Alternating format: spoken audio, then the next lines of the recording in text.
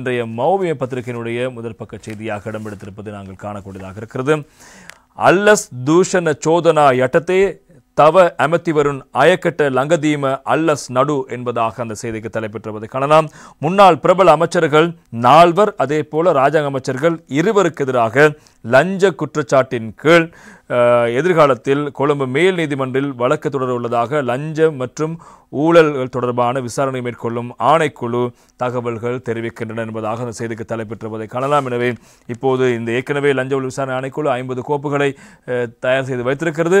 அதற்கு மேலதிகமாக நாட்டில் கடந்த காலத்தில் இடம்பெற்ற லஞ்ச ஊழல் மோசடி குற்றச்சாட்டின் கீழ் இந்த 6 முன்னாள் அமைச்சர்கள் அமைச்சரவை அமைச்சர்கள் அதே போல ராஜாங்க அமைச்சர்கள் 2 உட்படாக 6 பேருக்கு எதிராக விரைவில் லஞ்ச ஊழல் விசாரணை ஆணைக்குழு வழக்கு தொடுக்கவிருக்கிறது. கடந்த கால மோசடிகள் மற்றும் அதே போல குற்றச்செயல்கள் தொடர்பான விடயங்களை அடிப்படையாக வைத்து என்பதும் முக்கியமான செய்தி. லஞ்ச ஊழல் விசாரணை ஆணைக்குழுடைய செயற்பாடுகள் இப்போது வேகப்படுத்தப்பட்டிருக்கிறது. எனவே கடந்த காலங்களில் சொல்லப்பட்ட ஒரு முக்கியமான குற்றச்சாட்டு இந்த அரசாங்கம் ரொம்ப ஸ்லோவா இருக்கிறது, அது மிகவும் மந்தமாக இந்த அரசாங்கம் செயல்பட்டு கொண்டிருக்கிறது, என்ன செய்கிறார்கள் தொடர்பான விமர்சனம் வந்தது. அதற்கு ஜனாதிபதியும் அதே போல அமைச்சர்களும் சொன்ன விவகாரம் கொஞ்சம் இந்த உள்ளூராட்சி மன்ற தேர்தல் முடியட்டும் அரசாங்கத்தினுடைய வேகத்தை பார்ப்பீர்கள் என்பதாக சொல்லியிருக்கிறார்கள். எனவே அரசு திணைக்களங்கள் அதே போல இந்த விசாரணைகளுக்கு பொறுப்பான திணைக்களங்கள் அதே போல பிரிவுகள் இப்போது துரிதமாக செயற்பட்டு இந்த விசாரணைகளை முடுக்கிவிட்டிருக்கின்றன. எனவே தொடர்பான பிரதிபலங்களை நாங்கள் இப்போது பார்த்து கொண்டிருக்கின்றோம். எனவே இப்போது ஏற்கனவே இந்த பலர் நாட்டை விட்டு தப்பிச் செல்லக்கூடிய அளவுக்கான விசாரணைகள்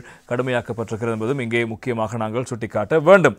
எனவே அது தொடர்பான விடயங்கள் பிரதானமாக இருக்க இன்றைய தினக்குரல் பத்திரிகையிலும் செய்தி ஒன்று முக்கியத்துவம் பெறுகிறது. அது தொடர்பான செய்திக்கு இவ்வாறு தலைப்பிடப்படுகிறது. அமைச்சர் ஆனந்த் விஜயபால அவர்கள் தெரிவித்த கருத்து, முன்னாள் அமைச்சர்கள் 20 பேர் விசாரணையில் அமைச்சர் ஆனந்த் விஜயபால என்பதாக அந்த செய்திக்கு தலைப்பிடப்பட்டிருப்பதை நாங்கள் காணக்கூடியதாக இருக்கிறது. அது தொடர்பாக நாங்கள் பார்க்கலாம்.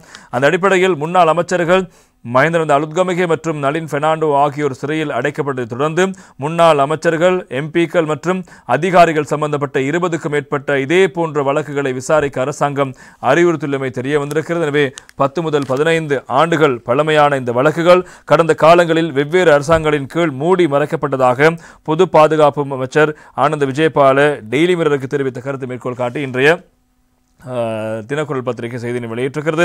தேசிய மக்கள் சக்தி உருவாக்கிய தற்போதைய அரசாங்கம் இந்த வழக்குகளை திறந்து விசாரணைகள் மற்றும் வழக்கு விசாரணைகளை விரைவுபடுத்த குற்றப்புலனாய்வு திணைக்களத்துக்கு அறிவுறுத்தி இருக்கிறது. சிஐடியின் முன் நிலுவையில் உள்ள வழக்குகள் பற்றி இப்போது என்னால் பேச முடியும். கடந்த காலத்தில் அமைச்சர் பதவிகளை வகித்த முன்னாள் எம்பிக்கள் சம்பந்தப்பட்ட 20க்கும் மேற்பட்ட வழக்குகள் உள்ளன. அவர்களின் பெயர்களை நான் வெளிப்படையாக வெளியிட முடியாது என்று அவர் தெரிவித்திருக்கின்றார். சில வழக்குகளை லஞ்சம் அல்லது ஊழல் குற்றச்சாட்டுகளை விசாரணைக்கு ஆணையகம் கையாளுகிறது தெரிவித்திருக்கின்றார். முந்தைய நல்லாட்சி அரசாங்கத்தால் அமைக்கப்பட்ட ஊழல் எதிர்ப்பு குழுவில் பணியாற்றிய அமைச்சர் சிஐடியால் விசாரணைக்கப்படும் சில வழக்குகள் நிதி குற்ற புலனாய்வு பிரிவுக்கு FCIDக்கு ஒப்படைக்கப்படும் என்று தெரிவித்திருக்கின்றார். நாங்கள் FCIDயை மீண்டும் உயிர்ப்பித்திருக்கின்றோம். நிதி குற்றங்களை விசாரிக்க போதுமான தகுதியுள்ள அதிகாரிகள் இல்லை. அதற்கு வளங்களை வழங்குவதோடு கூடுதலாக அதை நிவர்த்தி செய்யவும் நாங்கள் நடவடிக்கை எடுத்துக்கொண்டோம் என்று தெரிவித்திருக்கின்றார். எனவே கடந்த ஆண்டு ஜனாதிபதி மற்றும் பாராளுமன்ற தேர்தலுக்கு முன்னதாக அரச வளங்களை துஷ்பிரயோகம் செய்ததற்காகவும் பொது பணத்தை மோசடி செய்ததற்காகவும் தவறு செய்தவர்களை தண்டிப்பது என்பது தேசிய மக்கள் சக்தியின் முக்கிய பிரசார முழக்கமாக இருந்தது. ஜனாதிபதி அன்றகுமார் திசாநாயக்க உட்பட அரசாங்க தலைவர்கள் தவறு செய்தவர்களுக்கு எதிராக விரைவில் சட்டம் அமுல்படுத்தப்படும் என்று மீண்டும் உறுதியளித்திருக்கிறார்கள்.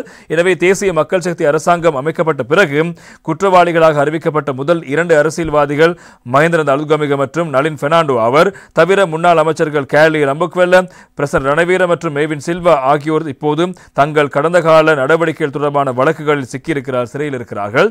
எனவே இதற்கிடையில் அரசாங்கம் அரசியல் காரணங்களுக்காக தங்களது உறுப்பினர்களை வேட்டையாடுவதாக எதிர்க்கட்சிகளும் குற்றம் செலுத்துகின்ற விடயங்கள் முக்கியமாக இருப்பதை காரணம். எனவே இதில் அரசியலை பார்க்க முடியாது என்றும் அரசாங்கம் தெரிவித்ததற்கு காரணம் கடந்த கால தவறுகள் தொடர்பான விடயத்தில் சாட்சியங்களோடு தான் இந்த விசாரணைகள் ஆரம்பிக்கப்பட்டது. எனவே இது அரசியல் பழிவாங்க கிடையாது, நாங்கள் மக்களுக்கு வழங்கிய வாக்குறுதி அதனை நிறைவேற்றிக் கொண்டிருக்கிறோம் என்பதாக அரசாங்கம் தெரிவிக்கின்ற விடயங்கள்